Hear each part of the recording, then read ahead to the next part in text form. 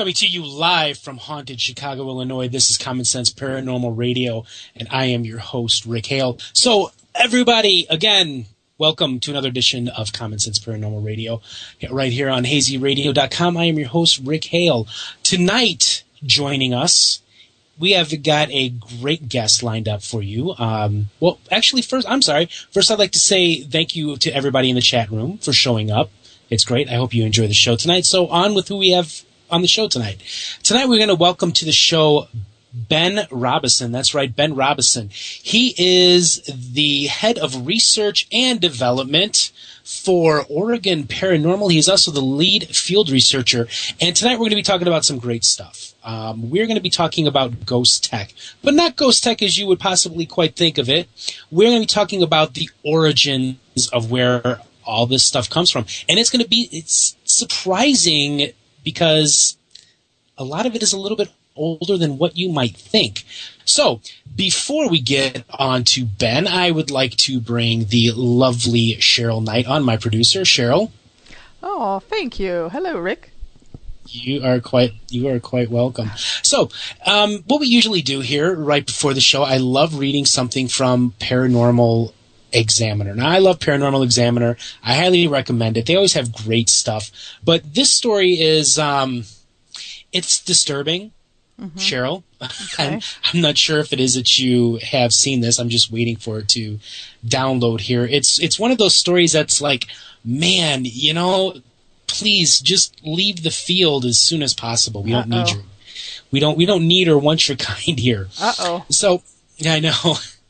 Okay, here's the headline of the story, and the headline of the story is amazing. It's like, Peeping Tom claims the camera he hid in teen's bathroom was for hunting ghosts.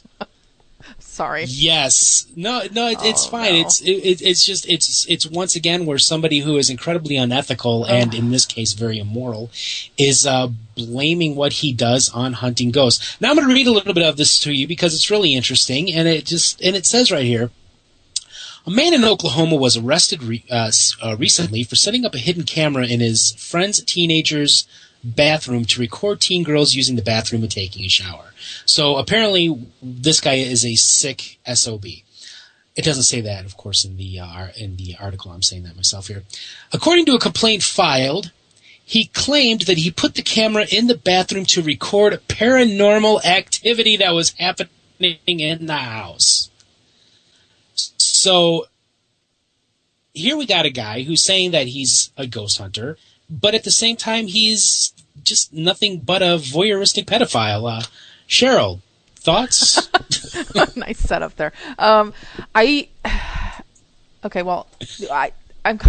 a loss. Did he say what kind of paranormal activity was going on in the bathroom, first of all? Is there any possibility in any way, shape, or form that this person is actually telling the truth?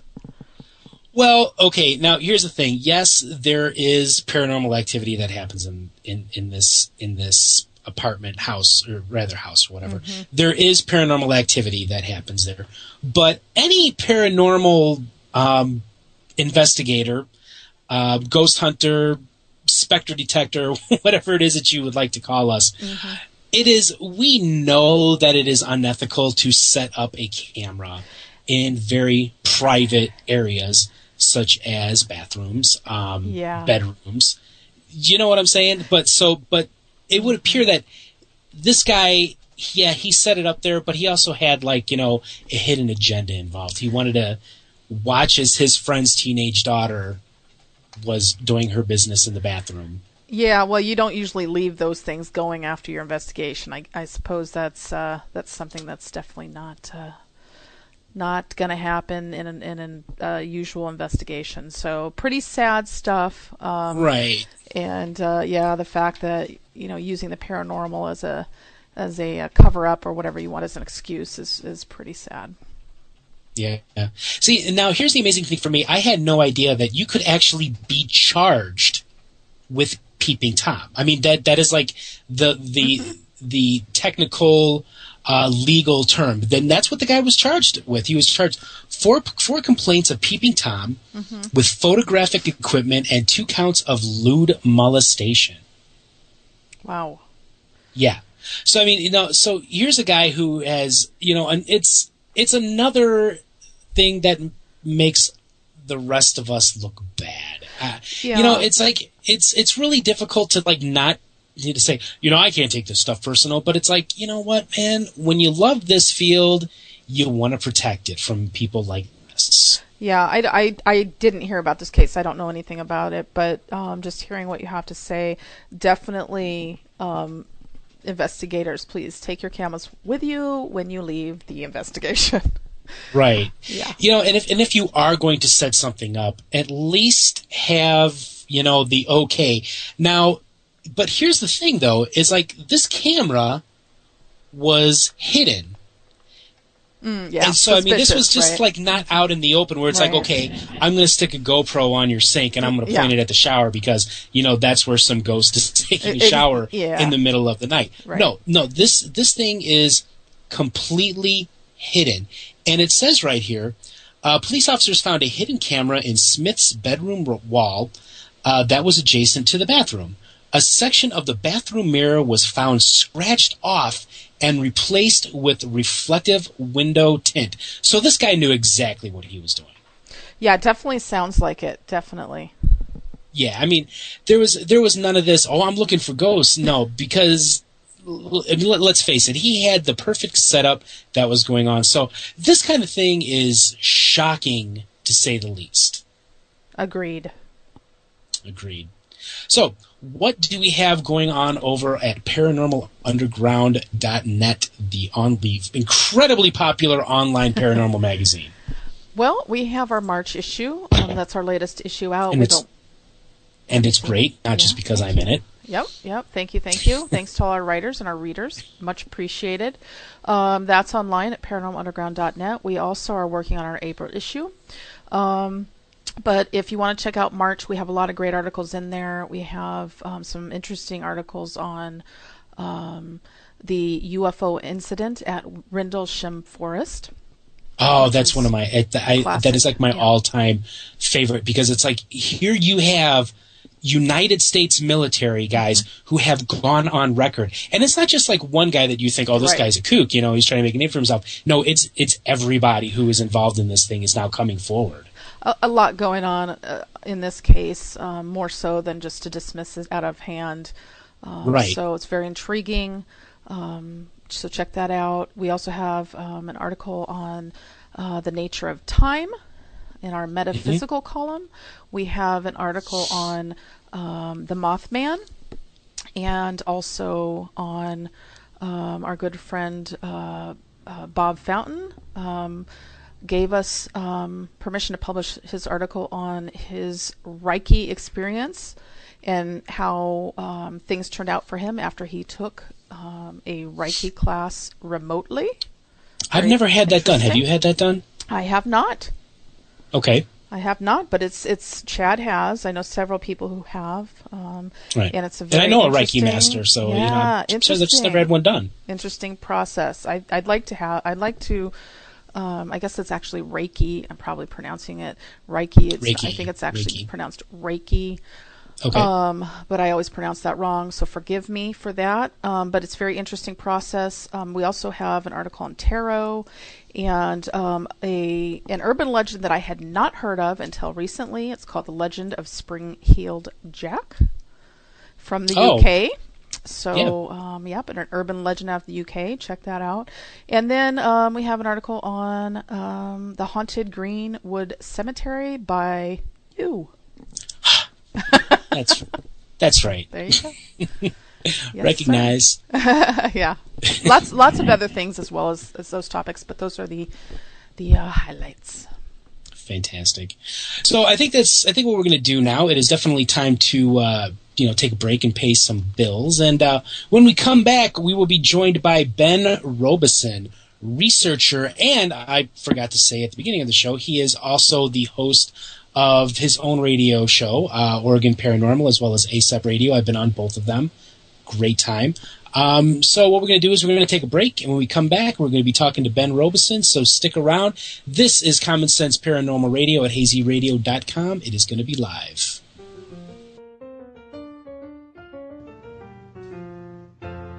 Hey everyone, it's me, Chucky G, and I'm here with Karen Frazier. We'd like to invite you to join us on Hazy Radio every Thursday night from 7 to 9 p.m. Pacific, 10 to midnight Eastern for Paranormal Underground Radio. In the Dark with Karen Frazier and Chucky G. We'll be exploring the paranormal and featuring the latest in spiritual and metaphysical topics, as well as interviewing intriguing guests. So please join us every Thursday night at 7 p.m. Pacific, 10 p.m. Eastern for 2 hours of exciting paranormal radio on hazyradio.com. Hey, Hazy Radio listeners! Do you like animated movies and TV shows? Do you ever wonder just what goes into making the magic that appears on your screen? Join Doug Engler and Brandon Aarons every Sunday night for Animazing Radio. Animazing will feature everything in the animation arena, from voice actors and actresses to illustrators, producers, and more. Only on Animazing Radio will you find the very best in animation from around the world. Catch Animazing Radio every Sunday night at 8 p.m. Eastern, only on the Hazy Radio Network.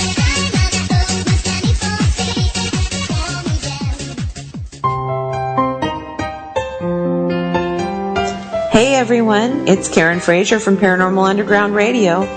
I'm here to tell you about my latest book, Pioneer Spirits, Investigating the Haunted Lewis County Historical Museum. In the book, I got together with Patty Valdez, South Sound Paranormal Research. SSPR has actually interacted with the ghosts at the Lewis County Historical Museum for more than 7 years, and the experiences that I've had there as a volunteer and paranormal investigator have been significant. So I'm excited to share the story of the ghosts there with you. I hope you'll pick up a copy of Pioneer Spirits so that you too can know what it's like to encounter one of Washington State's most active haunts. This book is available on Amazon.com, or you can visit my website at authorkarenfrazier.com.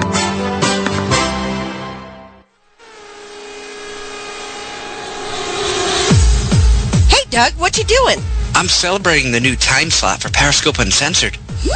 That's right. We're moving to 9/8 Central starting April 3rd. Yep, and with a party this big, we have to invite all of the Hazy Radio listeners. What was that? Oh, God, I think I partied a little too hard. Oh, Doug. Catch Periscope Uncensored Friday nights at 9/8 Central. Only on the Hazy Radio Network. You are a waste. A loser. Everyone hates you. Why don't you just stay in your car and keep driving? I'm serious. Drive until you run out of gas, then get out of your car and walk until you find someone who doesn't think you're dumber than bricks. Could take a while, but at least all that walking might burn a couple of calories. You may not witness bullying like this every day. Your kids do. They want to help, but they don't know how. Visit stopbullying.gov to learn safe, simple ways your child can help stop bullying. Be more than a bystander at stopbullying.gov. A message from the Ad Council.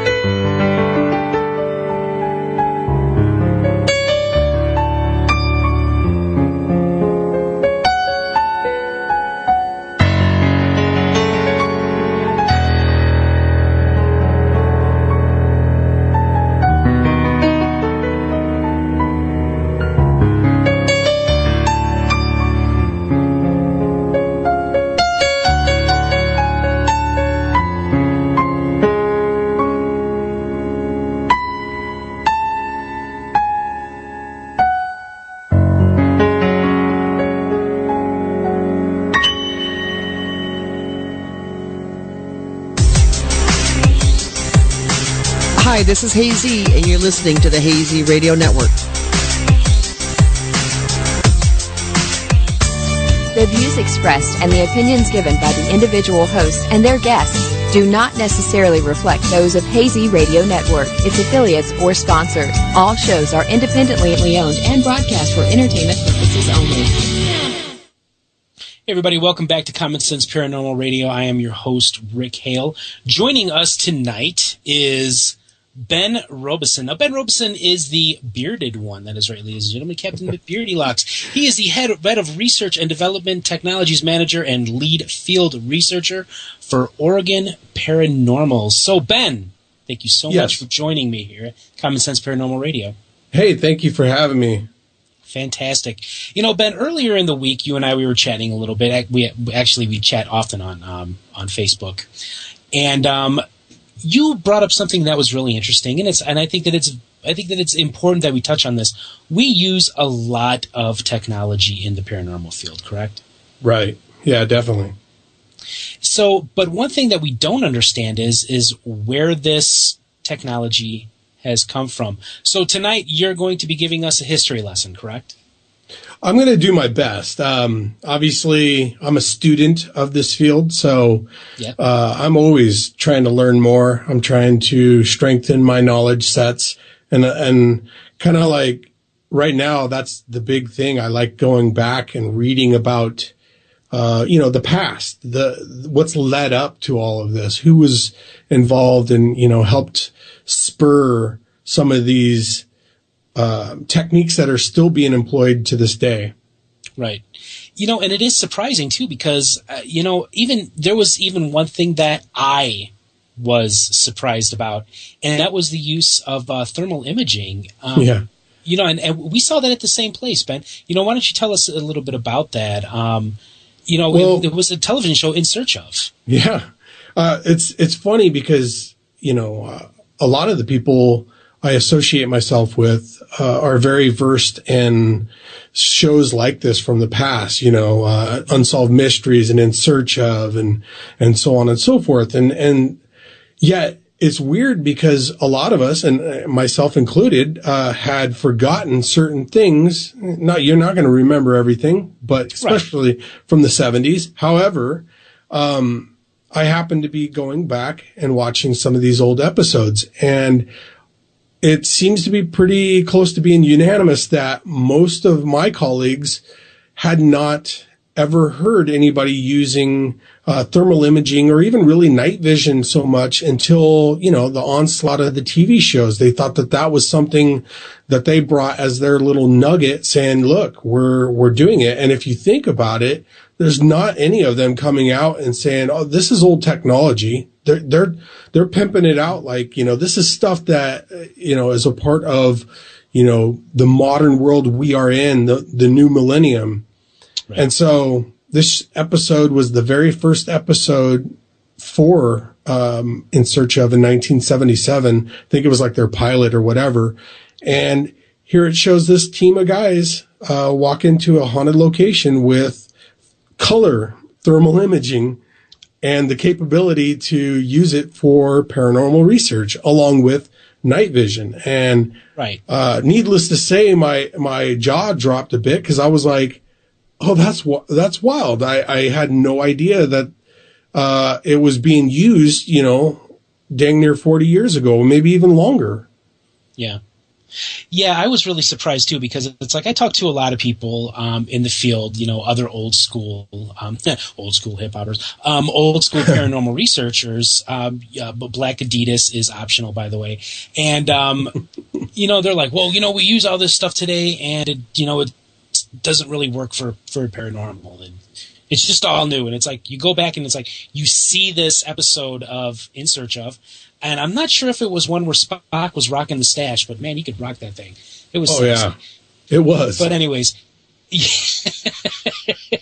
that dude owned that stash. It's like he owned that stash, and he owned the 70s and the early 80s with paranormal television. This is true. But I was surprised to see this. Ben, can you tell our listeners and maybe even school me a little bit on the properties of thermal imaging. How does it work, and how is it able to capture a ghost? Yeah, there is a bit of a misnomer, and I know people love to argue this. And thermal imaging, the technology behind it is meant to measure surface temperatures and such, or anything it can bounce it off. Just the same way that we're using infrared lighting. If you walk out into a deep forest and it's pitch black, and you turn on the same lamp that you were using inside Joe Schmo's house that lit it up really nice, you're going to light it up in a forest, or say even a graveyard or something like that, and it doesn't feel like the same lamp. It's not doing its job. Thermal imaging works very much in the same capacity, that it needs something to measure off of. It has to be on it, and for that. So when I see a lot of what I've interpreted, or it's been actually just put out there as being exactly that, the capture of a specter of sorts, floating in the air in between two solid objects, that's just not how that device is designed. And you don't have to believe me. You just go read about the technology, and it'll speak for itself. And that's just how that works. Now, there's heat signatures, and those are the things that we're looking for. So, we can kind of have that compare and contrast. Obviously, you're going to always have something that's probably the hottest, in a room or in a location, and the coolest. And so you're going to have that range to be able to work through. And so that's what we use it for, because we believe that especially with the very well known, experience people have, where there's the cold spots, or a breeze, or some kind of draft of sorts that is a cold void of this in this particular area. This this particular device, thermal imaging, is supposed to help you see that kind of stuff, but again, it has to be on something, you know what I mean? Like sure. on the ground, or on a wall, or a headstone, or a tree, you name it. Yeah. So, I mean, you're just not catching something that's free floating. No. It has to, the surface. Exactly. And that's just the way that technology works.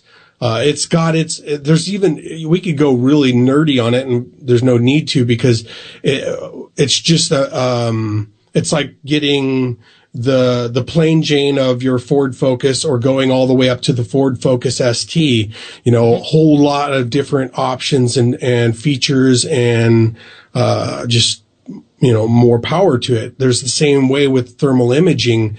There's a lot of stuff that's sold out there, and a lot of people are like, yeah, the thermal imaging camera is like the bee's knees when it comes to technology to be used. And I'm not saying it doesn't have a use in the paranormal world, but I think it would be a hell of a lot more fitting to search for Bigfoot with it than it would be for, supernatural phenomena, spirits, ghosts, energies, like that. No, I could not agree more. We have a question in the chat room, and it's from Bad Chad. The question is, do we need to first quantify the energy most commonly associated with paranormal activity before we can call it paranormal? That's an awesome question. I personally don't think we have to quantify it. And I know where Chad's going with this. There's this, I'm going to call it arrogance of sorts out there. I think it's a novel idea, and it's a great idea, and I'm not saying don't go do it or keep trying for it. But right now, in my humble opinion, quantifying energy to be able to call it paranormal is a little bit arrogant and a little bit ignorant. Now, I've heard certain people out there, and I'm not going to name names, that say, quantum mechanics and something. It has to fall in between quantum mechanics and physics for you to be able to explain it on a science level. But the problem is we've got things like the London hammer that physically exist out there that scientists cannot explain. And it's got a wooden handle on it that is literally starting to transform into coal. I can't remember how many millions, hundreds of millions of years old, 500 or something like that, 500 million years old, throws everything we understand out the window. So, for the science field or sector of paranormal research to be as arrogant to say there's no such thing as, paranormal because it's just what we haven't understood yet. Now that's a great statement and everything. However, it's pretty arrogant to say that, then everything's going to fall between this thing, quantum mechanics, and this thing, physics, and now it's explained, and now it cannot be paranormal, and it was never paranormal in the first place. Then why have they not been able to do it with things like, explanations of the London hammer and, there's all sorts of things like I know I'm going to say it wrong, but, I'm not even going to try to say it. Okay. But there's a lot of things. There's the Nazca lines, all that. There's a lot of things in our world, physical, that are there that scientists cannot either come to an agreement or a uniform stance on an explanation as to how it, exists. Now, do you think that's because, scientists, they seem to be very reluctant in calling, anything that they can't explain paranormal? Right. Why do you think that is? Well, I think it's a couple things. It's like ego. It's pride, of everything that, the science world has provided us. I mean, it's done a lot of great things. It's just not the end all be all. So the problem is, that I think they believe so heavily and they're sold so much on the fact of this way of conducting everything to explain everything or to, disprove anything. That's the problem, I think, really right there. It's almost like, scientists have kind of become in this tunnel vision of arrogance and pride and ego, and I see it unfortunately happening, like this growing trend with paranormal researchers out there. Everybody who knows me knows I'm very science-based. However, I really have a very strong belief and open mind to, the other end of it, meaning like, clairvoyance, clairaudience, clairsentience, and so on and so forth, mediumship. I believe those are valid pieces to what we do, what we're studying, and that we can't discount it. Just the very essence of where this all started from. Well, Krog was sitting around the campfire talking to Snog and told Krog that he had this weird experience where he saw, an old dead friend walking through the cave, and it went from there, right? Yeah. They drew it on a wall, and of course I'm giving a comical, fictitious story here, but the point is... Well, who knows? I mean, 200,000 years ago in a cave in northern Europe, it could have happened. Yeah. The thing is that it all started with, the personal experience. And when science, one of my favorite arguments to throw when I'm sitting around people who are heavily science-based and are literally saying, look, I need metrics, I need data, I need to catalog all this stuff. And I'm like, that's awesome. I support you, and I'm trying to do some of that myself. However, what happens when you can't? And they're like, you see them immediately get like, defensive or on guard, and they're like, well, it can't, then it's not explainable, and that means it's not a possibility. And I'm like, oh, well, let me give you this as a scenario. You got the Smiths, who lived in this house for 10 years, and during that 10 years that they lived in that house, experienced all sorts of supernatural phenomena where they were seeing people in time period clothing, people not from their generation, and they were disappearing and showing up out of nowhere. Again, the classic haunting the ghost in my house thing, right? Right. So the Smiths decide, we're out of here. We're going to move across town and, move it into a different place. And they move out, and a new family who doesn't know the Smiths at all, doesn't know anything about that home, the Johnsons, they move in. And they start, within a relative, period of time, start having the exact same experiences. Right. And somehow, some way, their stories get out there and then come to meet in the middle, and people are able to do, 2 and 2 and go, oh, wow, this is the same location. Two families that did not know each other had the same experience. Science can't take that from them. They can't take it. And just because it didn't get explained and captured, doesn't mean all these people are kooks. They're just, people who had those experiences. Right, exactly. But, with science, do you think that it's science's job to explain this, or does it fall mainly in just a more of a spiritual realm? I love that. It's my personal opinion. It's not science's job to explain this. I think that is probably what a lot of people want to take on and feel like that's the only way it's going to ever be explained. But what happens if you get it to a higher plane of consciousness, right? And this is all explained to you, and you're like, I don't need to see anything on tape or recording or on paper. I don't need to have personal experiences. I've been opened up to a different realm. And I know that sounds very woo-woo, but these are all possibilities.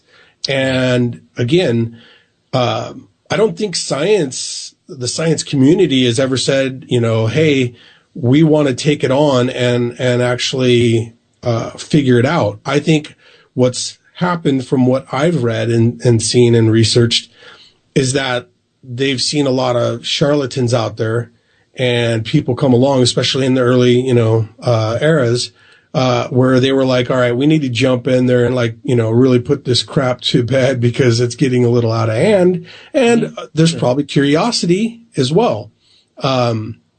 You've got folks out there that had devoted their lives to science who did have that curiosity. And I mean, we're talking people like, Thomas Edison, Nikola Tesla. They were brilliant scientists who both, understood that there's this potential that science can help out. But if you look at their work, it didn't focus on it. Right. Even Albert Einstein believed in a higher spiritual dimension. So Why is it that you've got all of these guys who are, they are considered the greatest minds of this and any generation? Why is it that you have their descendants in science, and they're like, hey man, this stuff just doesn't possibly exist? Personally, for me, I think it's fear. They are essentially afraid. I think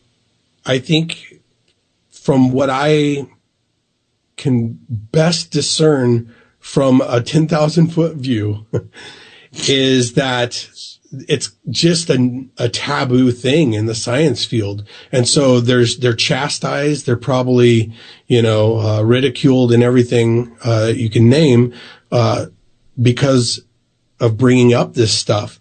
And again, it comes down to, look, science works this way, and everything can be explained, with this and this, right? Or in between those two. I think that's really what's happening. There are folks out there that are doing this, and you have to stop. It's like, why are you doing this? If you don't believe that there's, the survival of intelligence, on this conscious level, after the physical body is gone, yes, and yet you're there making money off it some way, somehow, but yet you're turning right around and saying there's just no such thing as it. I'm like, what the hell are you doing? Yeah, it's like, what is your motivation? Yeah, go learn to knit or something. I mean, that seems more productive than, right, exactly. They're not disproving anything. That's the funniest part. Right. You brought up Thomas Edison. Now, Thomas Edison came from a very spiritual. His parents were spiritualists. They believe in contacting the dead. But Thomas Edison, he went beyond just the mere seance. Right. He tried to actually build something. And what was that he tried to build? The telephone to the dead. Right. And the thing is, up until really recent, believe it or not, the plans had never been finished. So it wasn't like Edison really had any finished designed thing. I'm sure he definitely had prototypes and such, that he was tweaking and, That's what I meant. Yeah. The thing is, though, we finally found, I think, I'm trying to do my best to recall this portion of it, but recently the last chapter or something like that of that whole private diary that had the plans for that telephone to the dead was found, and it was in French.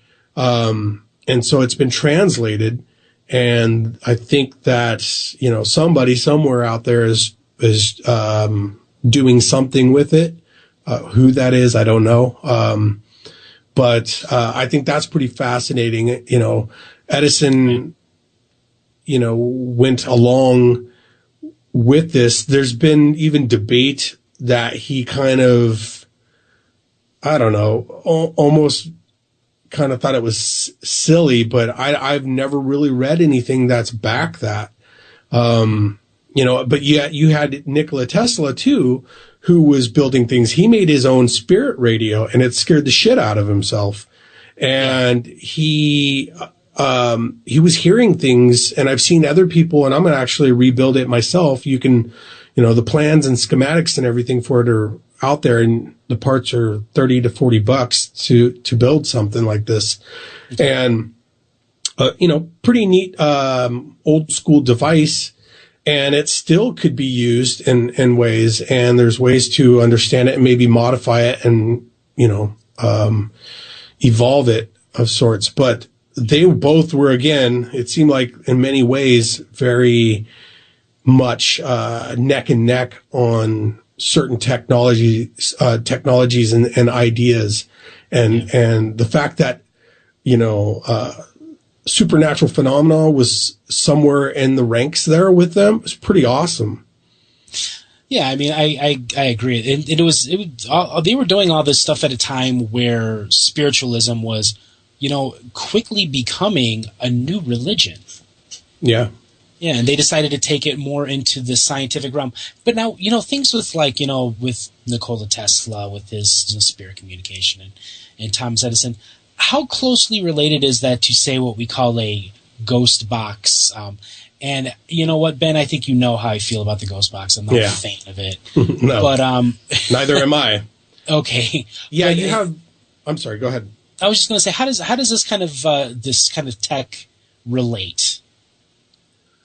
I don't really know how much it relates, just because I haven't been able to get my hands on, say, a Frank's box, or I know I could get my hands on I'm totally dropping it right now. It's the one that Bill Chappell makes, the Ovilus. Ovilus, yeah. Things like that. Not a fan. Yeah, me neither. And I'll explain why. The thing is, all right, so you've got this device that has been designed to supposedly do a certain function. And the result is to either allow for some catalyst, some kind of almost, medium area for the spirits to use to talk across, or to kind of pluck and use at their disposal to, form responses. Frank Sumption was behind, the Frank's box, and he believed that, or experienced something that he believes some other entities helped him design it.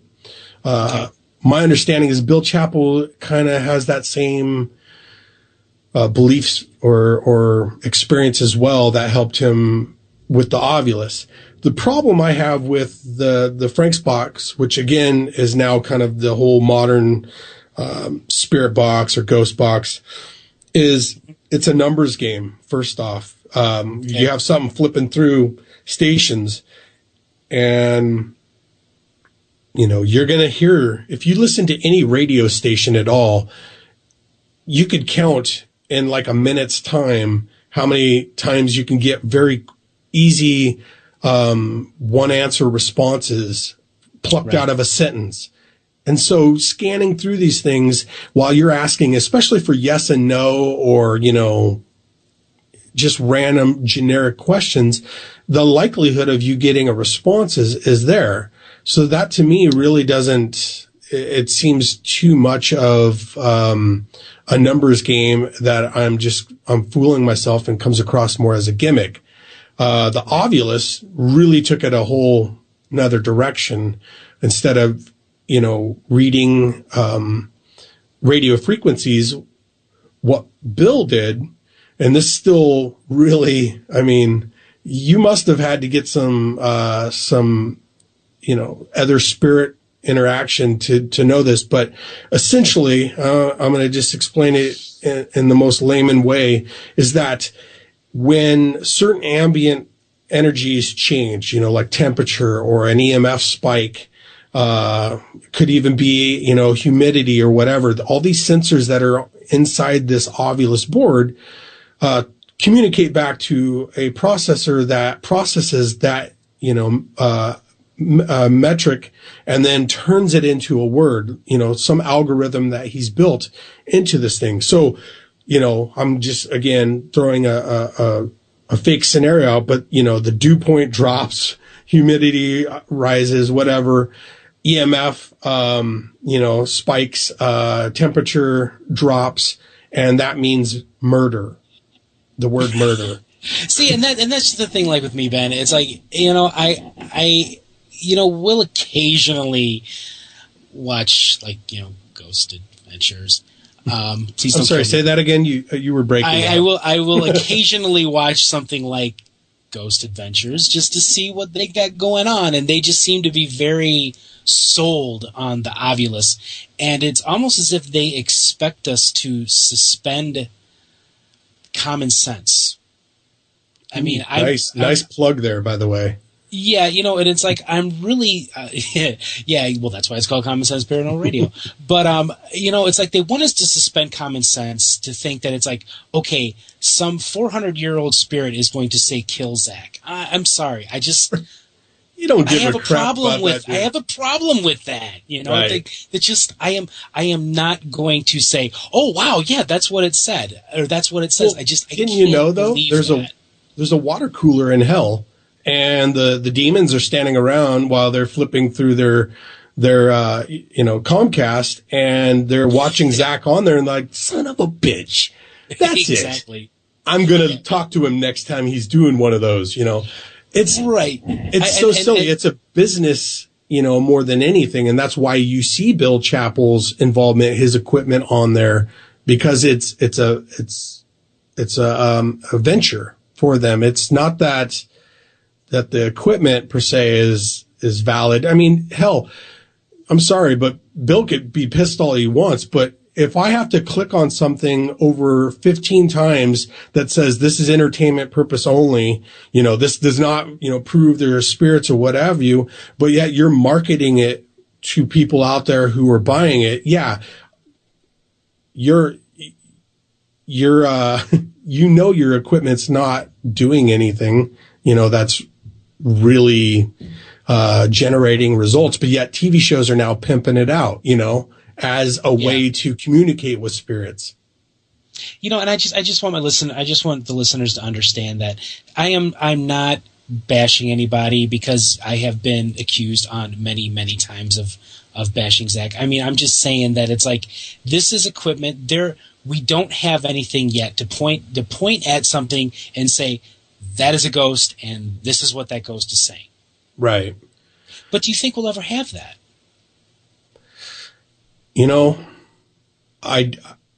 Part of me says this may be one of the, few handfuls of unsolved mysteries for humans. It may be something that is so far past what we can grasp, what we can even design to do, God, where was it? I saw one of the coolest quotes. I wish I could recall it, but it was a famous physicist that said something along the lines, and I know I'm not really getting it verbatim here, but he said, you want to know, how human man is, look at the fact that he has a different type of measurement metric for all these different energies. Mm-hmm. And I thought that was such a beautiful slam in many ways. He was basically, as a physicist himself, was saying, this is silly. You're saying energy cannot be created or destroyed. It just, changes and all this stuff. But yet we have to measure each change in a different way, which is on us. It's our bad. We haven't been able to do it. But again, it shows that man is limited. Yeah. Well, that kind of leads to that leads to the last question that I want to ask, and it's in the chat room. It's from Bob Fountain of Spectral Tech. He's a regular listener. He says, do you believe that no matter how much we develop tech equipment, a supreme being will make sure we never advance with finding out if there is life after death? Oh, wow. Thanks, Bob. Last question. All right. Well, that is, for me, I do believe in, I guess, a higher power. I'm not religious. So, I mean, I don't know how your whole audience is. There might be folks out there that believe that there isn't any higher powers or supreme beings. However, if there is, I could see the idea of, look, I want man to live on faith, right? You see that across the globe. People are faith driven in many ways. And so faith is something that is not, a tangible thing. It's something that we have to just believe in and hope, is there. So if there is the supreme being, if this individual does not want us to advance to a point where we can prove there are ghosts or not ghosts, or aliens or not aliens, or Bigfoot or whatnot, they're gonna intervene.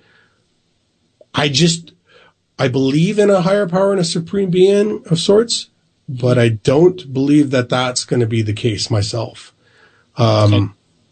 I think man is going to get to a certain point, but I don't think it's going to be due to intervention. I could not agree more. Well, Ben, I just want to say thank you very much for coming on Common Sense Paranormal Radio tonight. It has been a fascinating, short, but fascinating conversation. Why don't you tell our listeners, where they can find you, any, websites? I know you have your own, you have 2 radio shows, actually. Just give us the rundown, sell whatever it is you need to sell. Sure. So easiest way to, get any information on the organizations that I'm involved in is Facebook. Obviously, we have a web presence as well, but Facebook is a great way to go about it. And you can look up Oregon Paranormal and Oregon Paranormal Radio on both Facebook. And that would be facebook.com/ OR and then paranormal. But if you do the search, it'll bring it up. The same thing with Oregon Paranormal Radio. You can find us as well if you want to tune into some of those episodes. That's also on facebook.com/Oregon Paranormal Radio. Then there's the website, OregonParanormal.com. And there's a ton of information, great information, resource-wise for folks out there that just want to maybe, raise their bar of knowledge a little bit. There's some great stuff for them to listen to and look at, evidence-wise, or things that we would like to show people that we don't have explanations behind. And then there's moving over to my other nonprofit, which is ASEP, or Autonomous Studies of the Enigmatic and Paranormal. You can find that as well on Facebook. If you go to facebook.com / I think it's just ASEP.org. So ASEP.org. And then the website for that is a-sep.org.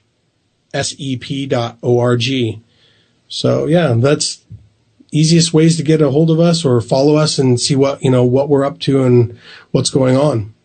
All right. Well, outstanding. Thank you so much for joining me tonight, and our listeners, thank you as well. I really hope I can have you back on again sometime, because I would love to. Doesn't seem like we had enough time here tonight. I know, and that's the way it goes. But I appreciate every moment that I got to be on here, and I'd like to thank everybody for the questions as well. And thank you very much for the opportunity. All right. Outstanding. Thank you very much, Ben. Have a good night, and we'll talk later. All right. Take care. All right. Bye-bye. Bye. So, Cheryl. Hi. Fascinating. Always talking to Ben. He is a knowledgeable, more so knowledgeable than me in the tech area, and he is a resource. Definitely. That went way too fast for sure. It's always the great ones. It's always the mind-bending ones that go too fast. Yeah. But next week we have another great guest. Next week we are going to be joined by Christopher St. Booth and his lovely wife Rachel Marie Booth. We're going to be talking about his new film Dead Still, and some of his past films that he's done. Ghosts of Waverly Hills, Children of the Grave 2, The Possessed Boy, and Dreamcatcher. So cool. That is going to be a really, really great show. Absolutely. Can't wait. So tonight on Paranormal Underground Radio, who's Karen going to be talking to? We have Rob Henry on from West Virginia Paranormal and Living Paranormal Radio. I've been on his show. He's a hell of a guy. Yep, so please listen. So I just want to say thank you to everybody for listening to Common Sense Paranormal Radio tonight. Thank you to everybody in the chat room. Thank you for all the questions. Ben says thank you for the questions as well. So please come back next week, and we're going to be talking to one of the biggest filmmakers in the paranormal community at the moment, Christopher St. Booth, and his wife Rachel Marie. So I hope to see you guys then. Have a great week.